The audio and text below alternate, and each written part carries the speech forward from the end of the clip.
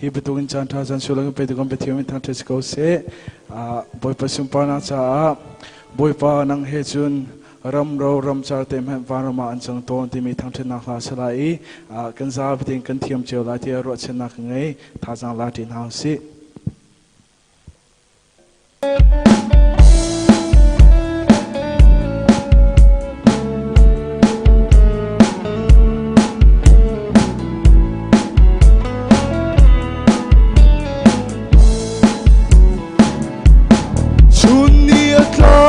Zan ko so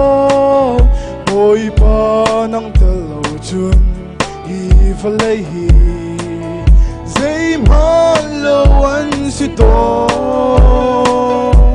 pepe long do le zere ko boy pa nang talo chun jale boy na tam ter tu men an si boy pa nang he kan lên chun kan si fa le shru na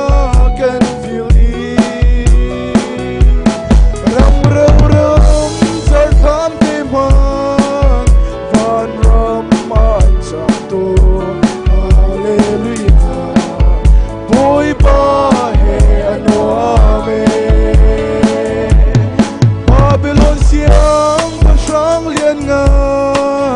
Nebuchadnezzar man boy pa lâu chun cho tum ban tu kasi mi trong sam son mi ngan ko lia thing bul long bul ni lo mo chan tak chu Giêsu Christ long asi mo boy pa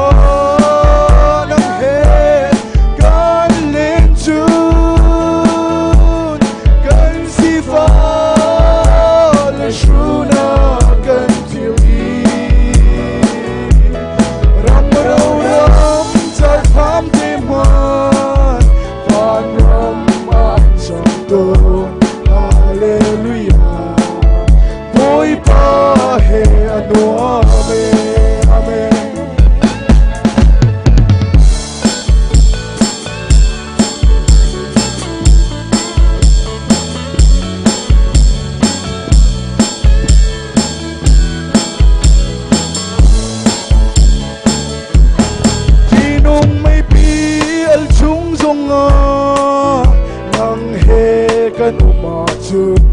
pang par tum to chung i len mi kan hua zen dei thong chung zong kan ki lo Daniel fen tu pathian kan pathian ni a kan fen sung sali mo boy pa